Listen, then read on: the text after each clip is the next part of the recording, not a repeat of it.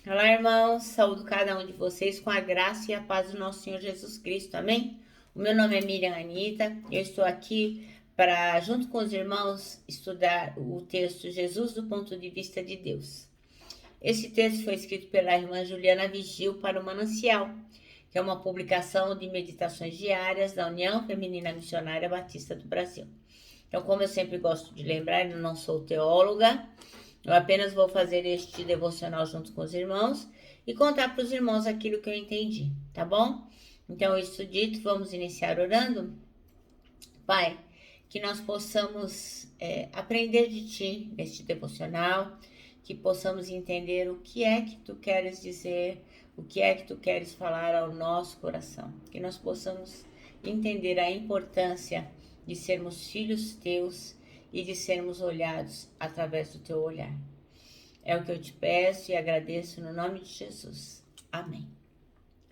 Bem, irmãos, então o nosso texto bíblico está em Marcos 1, versículos de 9 a 13. Como o texto é pequeno, eu vou ler na minha tradução do Almeida, Revista Corrigida, e vou ler na nova tradução da linguagem de hoje, tá bom? Então, na visão do Almeida tá assim, ó. E aconteceu naqueles dias que Jesus, tendo ido de Nazaré da Galiléia, foi batizado por João no Jordão.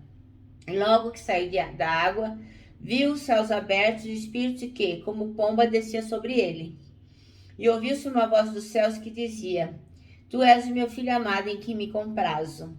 E logo o Espírito o impeliu para o deserto. E ali esteve no deserto 40 dias, tentado por Satanás. E vivia entre as feras, e os anjos o serviam. Então, esta é a tradução do Almeida, Revista e Corrigida. E agora eu vou ler na nova tradução na linguagem de hoje, que diz assim. Então, é o mesmo texto, só que a tradução é mais fácil de nós compreendermos, tá bom? Nessa ocasião, Jesus veio de Nazaré, uma pequena cidade da região da Galiléia, e foi batizado por João Batista no Rio Jordão. No momento em que estava saindo da água, Jesus viu o céu abrir, e o Espírito de Deus descer como uma pomba sobre ele, e do céu veio uma voz que disse: Tu és o meu filho querido, e me dás muita alegria.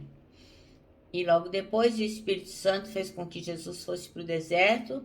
Jesus ficou lá durante 40 dias, sendo tentado por Satanás, e ali havia animais selvagens, e os anjos cuidavam de Jesus. Amém? Bem, o versículo escolhido pela irmã Juliana Vigil é o 11, que diz: Então veio dos céus uma voz: Tu és meu filho amado, em ti me agrado. E este versículo aqui está pela tradução Nova Versão Internacional. Bem, meus irmãos, então mesmo sendo Deus, Jesus se submeteu a viver como homem. Ele estava aqui como se fosse um de nós, porque ele estava por inteiro na sua missão. Então, quando ele decidiu vir aqui e entregar a sua vida por nós, ele veio como homem, ele não veio como Deus. Então, ele veio submisso à vontade do Pai. Então, há a importância aí do papel do João Batista, que veio antes de Jesus, para então mostrar que Jesus estava vindo. Então, isso dá um tom ainda maior de grandeza à vinda de Jesus Cristo. E é justamente no seu batismo, depois de séculos de silêncio, que a voz de Deus fala com Jesus. E fala com Jesus num tom familiar, um tom de pai para filho, a quem Deus ele demonstra a sua completa e restrita aprovação. Então Deus estava de acordo com este ato de amor para que Jesus viesse aqui se tornar homem para morrer por nós. Então Deus falou a um filho obediente. Então, o exemplo, o elemento personificado do amor de Deus pela humanidade. Bem, depois de Jesus ser batizado, o Espírito Santo o levou para o deserto. E isso não foi só uma formalidade, né? Não foi de bobeira. Conforme está escrito lá em Hebreus 4:15, aí não abri aqui, mas eu vou abrir rapidinho aqui. Hebreus 4:15. Diz assim: porque não temos um sumo sacerdote que não possa compadecer-se das nossas fraquezas, porém um que, como nós, em tudo foi tentado, mas sem pecado. Então, esse é Jesus Cristo, não é? Então, conforme este versículo de Hebreus, ele foi tentado em todas as coisas, a nossa semelhança, para que pudesse nos socorrer durante as nossas adversidades. Mais diferente de Adão, né, que estava no bem bom, tinha fartura, os bichinhos lá tudo com ele, todo mundo obedecendo. Adão estava no bem bom, mas caiu em tentação. Mas Jesus, cercado pela escassez e hostilidade do deserto, ele não deixou a peteca cair. Ele prevaleceu. Então, Jesus foi tentado pelo demônio em 3 tentações específicas. Então, o diabo era muito prepotente, né? Então, ele preparou 3 armadilhas para Jesus, pensando assim: esse daí tá fragilizado, tá com fome, e vou aplicar nele essas 3 tentações. E essas tentações que o inimigo fez para Jesus, elas também são tentações pelas quais nós passamos. E o inimigo também aproveita a nossa fragilidade para fazer com que nós caiamos nessa tentação. Então, Jesus, que ele é verdadeiramente Deus, mas ele esteve aqui como um homem de verdade, verdadeiramente homem. Então, essas 3 tentações exemplificam a nossa oposição, a oposição do homem ao plano da salvação. Primeiro, a gente tem a mania de querer agir como Deus, modificando a realidade no nosso próprio benefício, que é a primeira das tentações. A outra a gente gosta de adorar poder e glória, gosta de likes, curtidas, gosta de ser reconhecido, e muitas vezes a gente não se dá conta que é o lugar de Deus. E a outra coisa, espera que Deus intervenha milagrosamente só porque a gente quer, né?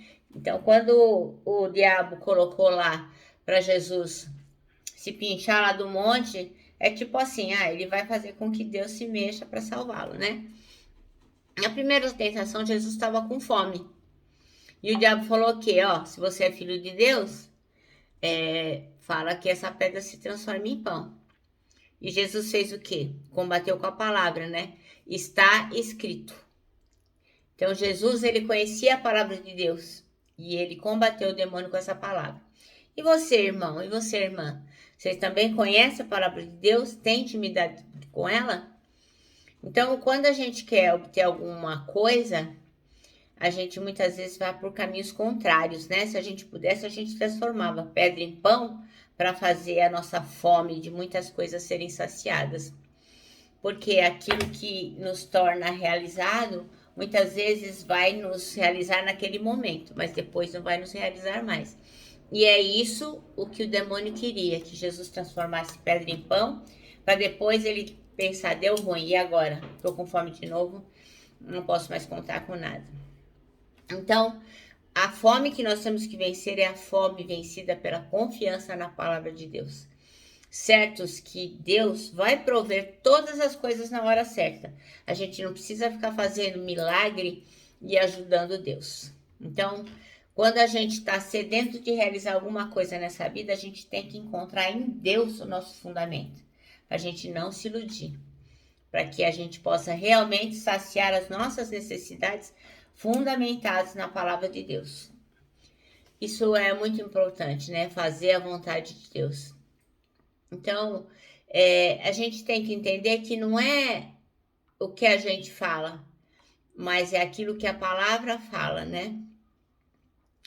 Outra coisa é que o mundo oferece muitas coisas para nós, mas o que nós temos que ter é comprometimento com a palavra de Deus, porque esse comprometimento é que vai nos tornar realmente livres, entendeu? Então, não é nada do que o demônio possa nos oferecer que vai trazer glória, poder, tudo que o demônio possa nos oferecer, tudo que o mundo possa nos oferecer, não vai nos realizar, porque só a palavra de Deus vai nos realizar, só a palavra de Deus vai permitir que a gente se torne Senhor das nossas vidas, né? E a última tentação de Jesus é que o demônio, ele usa a própria escritura para tentar Jesus, né? Ele levou Jesus lá na ponta lá de Jerusalém, lá no ponto mais alto e falou, aí, ó, por que você não pula daqui e fala para os anjos te acolherem, né? Porque a palavra diz que se você fizer isso, os anjos vão te acolher. E Jesus fez o quê? Pá! Já matou na pau. Tá lá em Deuteronômio. Não tentarás o Senhor teu Deus. Então, Jesus sabia que o que vivifica, o que vence o pecado é a palavra de Deus. Então, a gente não pode ter a falsa segurança religiosa fundamentada na letra morta, mas a gente tem que usar a palavra de Deus como consolo, como algo que nos vivifica, que nos traz de volta, que vence o pecado, para a gente poder ser um instrumento nas mãos de Deus, porque é a palavra de Deus que vai dar sentido à nossa vida, só ela. Então Jesus nos dá o maior exemplo aí. Ele lida com o demônio usando a palavra de Deus.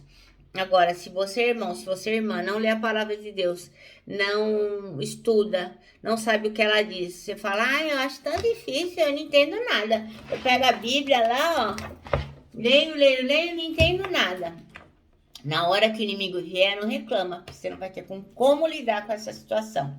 Não adianta, irmão, deixar a palavra lá aberta, ó. Salmo 91. Aquele que habita no esconderijo... Não, para, porque a palavra de Deus não é talismã. Ela é viva e nós temos que nos dar conta disso. Temos que ler a palavra de Deus diariamente. Temos que estudar a palavra de Deus. Senão a gente vai ficar fraquinho, ó. Vai quebrar. Então, a humanidade, portanto, as limitações de Jesus não impediram Jesus de cumprir aquilo que ele veio fazer aqui no mundo. Por mais frágil que ele fosse como homem, nada o tirou daquela reta que ele tinha. Então, ele foi perfeito, Jesus foi perfeito em tudo que ele fez e ele manteve aquilo que era prioritário, aquilo que tinha sido estabelecido para ele fazer. Então, como eu sempre digo, prioridade não devia ter plural, porque a gente só faz uma coisa de cada vez. A gente pode estabelecer muitas coisas importantes, mas prioridade é só uma. Quando você termina aquela prioridade, você passa para outra. Então, Jesus, ele tinha a prioridade, que era salvar o mundo, era nos amar até o fim. E ele honrou o seu papel e a sua missão. Jesus venceu porque o céu nunca deixou de fazer parte da vida terrena de Jesus. Então, Jesus era homem, mas ele sabia quem era o pai dele e as palavras que o Senhor tinha dito. Ele sabia que ele tinha que honrar a sua missão pautado na palavra de Deus. E nós? Será que a gente sabe disso? Será que a gente toma tenência de saber que nós somos filhos de um pai tão amoroso e temos como prioridade honrar a Deus, pregando o seu evangelho, nos santificando, sendo filhos que realmente são aprovados por ele? Bem, o nosso manancial termina assim, ó. Suas prioridades revelam quem é o seu Deus. Então, presta atenção, irmã. Vamos estabelecer uma prioridade que agrade ao Senhor. Amém? Bem, eu me despeço aqui, ó, com o meu abraço fraternal, com o meu abraço diário, ó, de ursa. Lembrando que em 2021, ó, ninguém solta a mão de ninguém. E lógico, né, com a nossa palavra de ordem que é saudades.